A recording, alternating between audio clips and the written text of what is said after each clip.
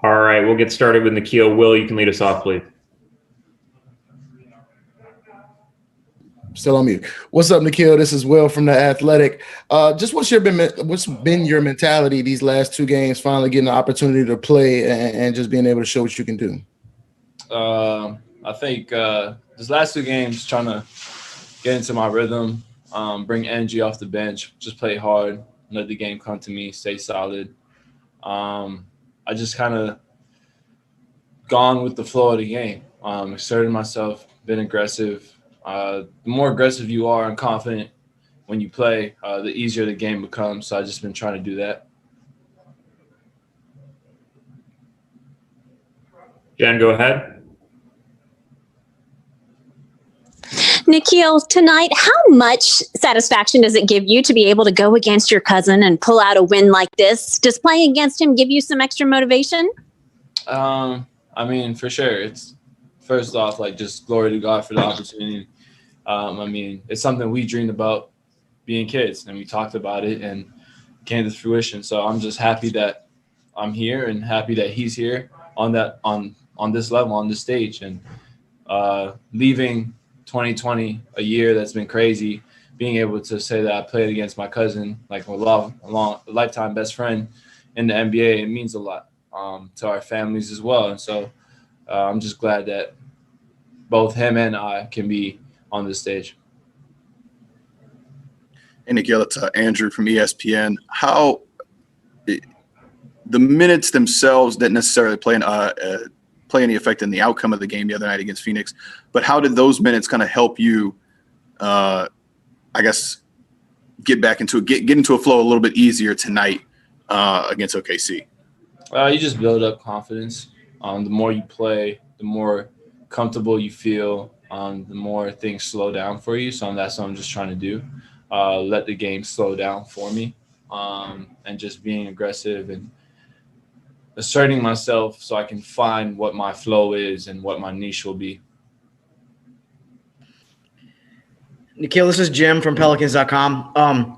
One of the things that seems like you've gotten better in your game is just finishing around the basket. You had a couple crafty layups. I mean, people know that you've been ambidextrous and you've been able to score around the hoop, especially in college. But is there something that you figured out or something that you've been able to do to get better at that part of your game? It's definitely been a focus in the summer and that off season, whatever you want to call it.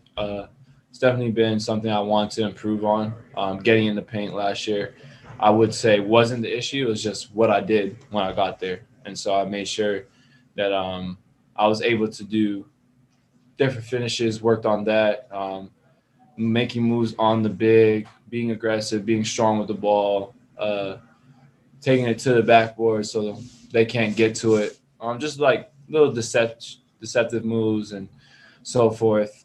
Trying to feel comfortable when I got there, and the repetition from the summer with Olin just kind of helped. Just kept building confidence for me, and it's starting to show. Hey, Nickeil, Christian Clark with Noah.com. Steven mentioned one of the things he thought the guards, all you guys did well tonight was just get downhill and get to the rim. What does that do for the offense? When one of you guys as ball handlers are getting to the rim like that?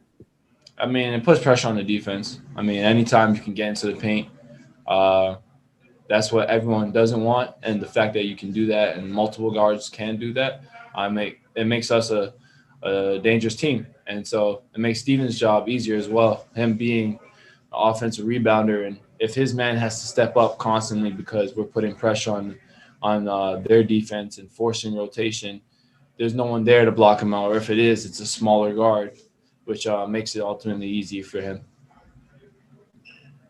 And Nickeil, Jenny Carlson with the Oklahoman here in Oklahoma City. I'm curious about you being as close as you are to Shea, him being in even a more elevated leadership role this year.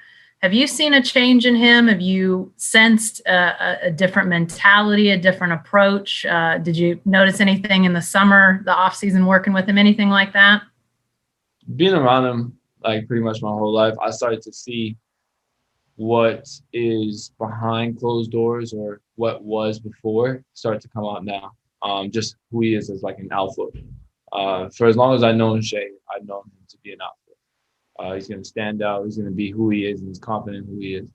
And I think with this team, it's allowing him to do that. It's allowing him to talk more, be that leader on offense and defense, and kind of like he's done, try to keep their team in every game. And so far, they've pretty much been to the wire with every team. And so, like, we knew coming in, we're going to have to really play against them because they weren't just going to roll over.